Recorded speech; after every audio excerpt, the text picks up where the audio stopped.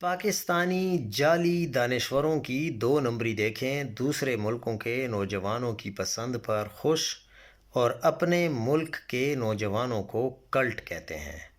ادھر ووٹ سے کوئی طاقت کے خلاف جیتے تو خوش، یہاں ووٹ چوری کے جواز پیش کرتے ہیں، وہاں کوئی سسٹم کے خلاف چلے تو شعور، اور یہاں کا نوجوان گمراہ اور بدتمیز ٹھہرے۔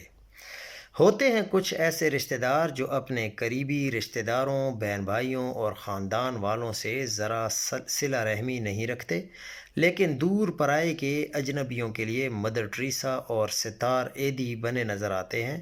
بس زہران ممدانی پر ان کے تجزیے دیکھ کر مجھے وہی سب یاد آئے۔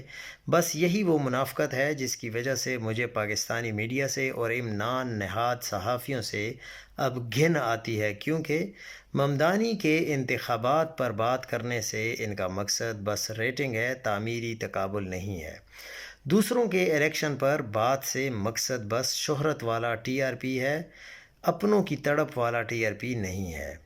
مقصد بس بیگانی شادی میں دیوانہ وار ناچنا ہے، اپنوں کے مرگ میں تعزیت نہیں ہے، کیونکہ ان کے ہاتھ میں قلم نہیں، نالا پونیاں ہیں، جن سے بس طاقتوروں کے نیفوں میں ناڑے اور بوٹوں میں تسمے ڈالے جاتے ہیں۔ محکموں اور مظلوموں کے حق رائے دہی کی مسروقی پر کالم نہیں لکھتے۔